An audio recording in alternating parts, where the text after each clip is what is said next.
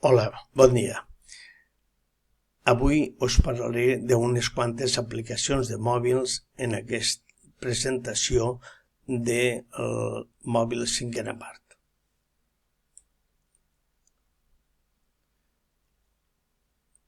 Com en tots els casos, totes les parts les tinc posades en un document PDF al meu site on el podreu baixar directament des d'internet i poder-lo visualitzar i llegir amb més tranquil·litat.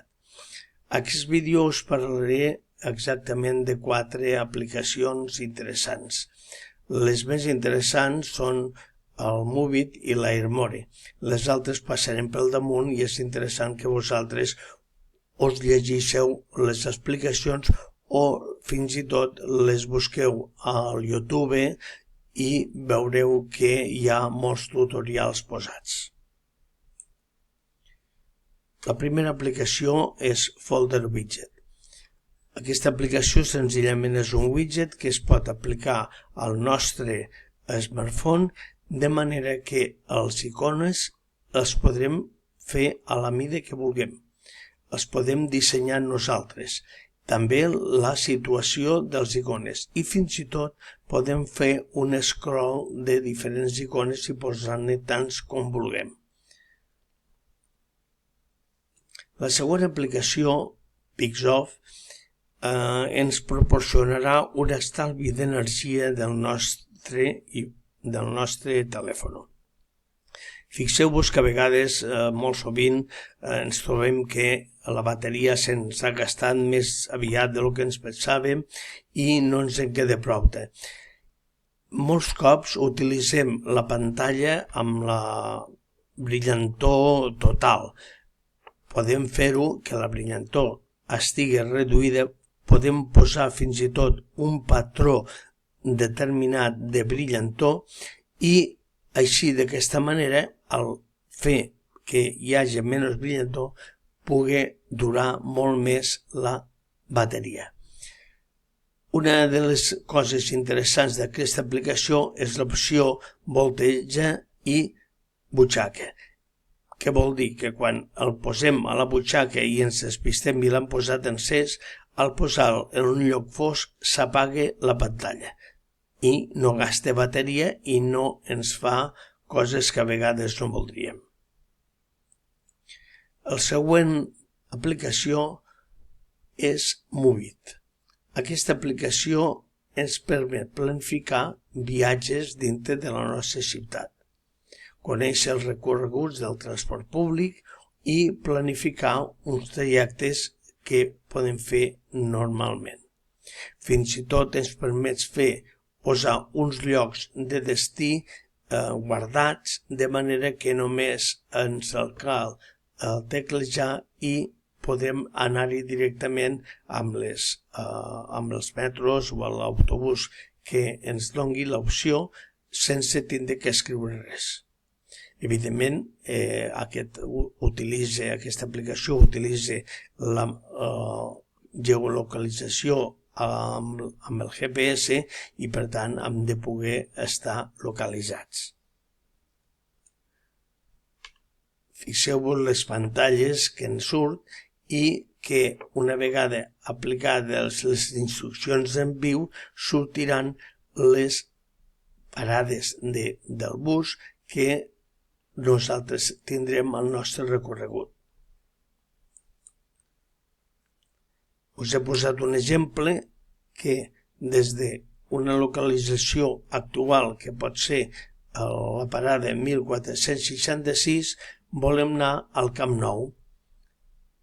Ens dona 3 opcions. El bus 54 que ens surt dintre d'uns quants minuts, de 17 minuts concretament, però que, deixant a part d'aquests 17 minuts, l'autobús ens tardaria molt menys, uns altres 17, i en total 31.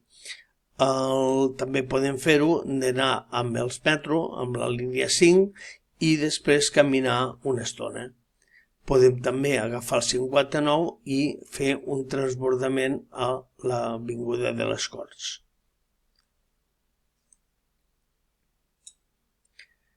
El més interessant d'aquesta aplicació és que ens dona uns avisos segons el moment en què estiguem.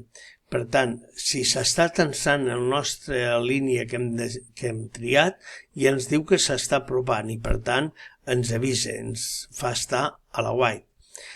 Quan ja estem a dalt i ens falten molt poques parades, també ens dona un avís dient baixa dintre de 2 parades o bé que estem a 2 parades del nostre destí. De la mateixa manera, a la següent parada, quan només en falta una, ens avisarà que hem de baixar a la pròxima parada i que ens preparem. I al moment d'arribar a l'autobús al seu lloc de destí, ens dirà heu arribat.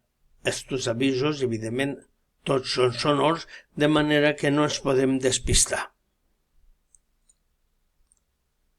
Una altra opció, un altre PPS important que tenim és l'AirMore. Aquesta aplicació és interessant amb el següent sentit.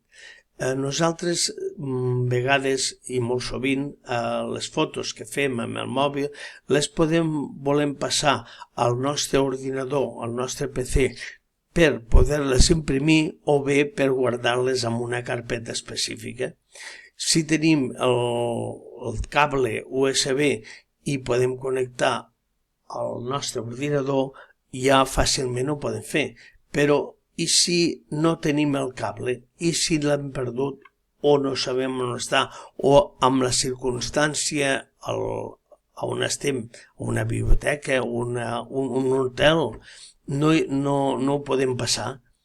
Per tant, en aquest cas, l'únic que podem fer és fer-ho per Wi-Fi amb l'AirMore.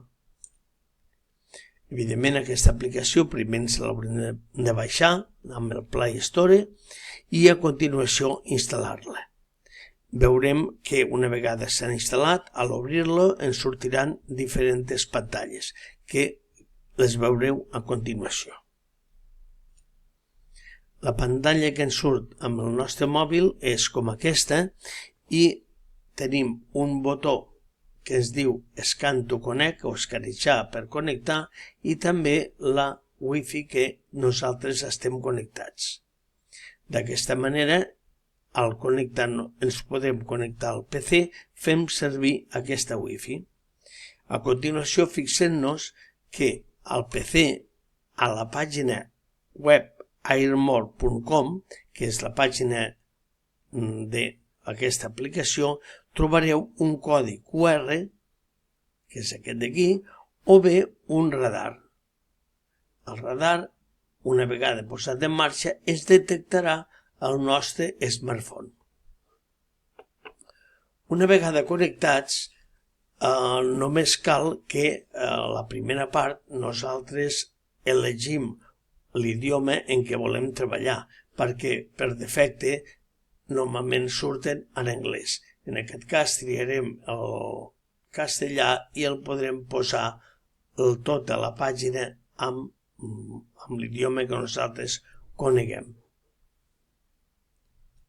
Fixem-nos que ens surt a l'esquerra una columna amb diferents icones on hi ha les categories més importants del nostre smartphone. A la part central tenim aquesta imatge. En aquesta imatge podem veure el nom del nostre dispositiu, l'estat de la bateria, la resolució, la versió del firmware, que és aquí és la versió Android 7, i altres coses. També ens dirà la memòria que tenim utilitzada del telèfon distribuïda en les aplicacions més importants.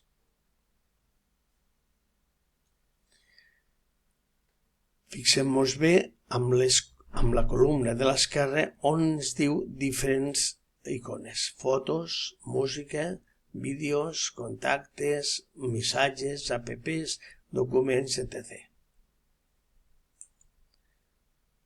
La primera part ens fixarem amb les fotos. Les fotos les podem tindre una per una de la càmera o bé ja posats per àlbums. I en aquest cas tindrem la imatge així. amb el número de fotos de cada un dels àlbums, el nombre de fotos que té. És molt interessant poder veure els arxius. Els arxius ens ensenyen totes les carpetes que tenim al nostre smartphone i a les carpetes on podem connectar-nos clicant senzillament amb una de les opcions. Una de les més importants és la carpeta DCIM, perquè davall com a subcarpeta de la càmera, i la càmera, com podem veure, té totes les fotos que nosaltres hem fet. Fixem-nos que són JPG i per tant són imatges que hem fet. També podem anar a les apps que tenim instal·lades. Podem-les veure en format icones o en format llista. D'aquesta manera tindrem la versió de l'app, la mida i el dia que la vam instal·lar. Fixem-nos també que podem tindre una imatge de missatges i una imatge dels contactes que tenim. Amb els telèfons de cada un podem-los donar de baixa o esborrar el que vulguem. També podem accedir a vídeos i, a part de veure'ls cada un, podem també activar-ne o obrir-ne el que vulguem. Però el més important que tenim en l'AirMore és que podem transferir al nostre PC totes les imatges que vulguem o documents. En aquest cas, mireu aquí, he seleccionat 4 imatges i ens ha fet al mateix ordinador un fitxer compactat que diu photosairmore.zip. El desem aquest fitxer i fem d'acord. El desarem normalment a la nostra carpeta de desament, que és baixades. En el cas de que només sigui una foto, no caldrà que ens faci el fitxer comprimit i senzillament ens sortirà el nom de la foto amb l'extensió que ella té.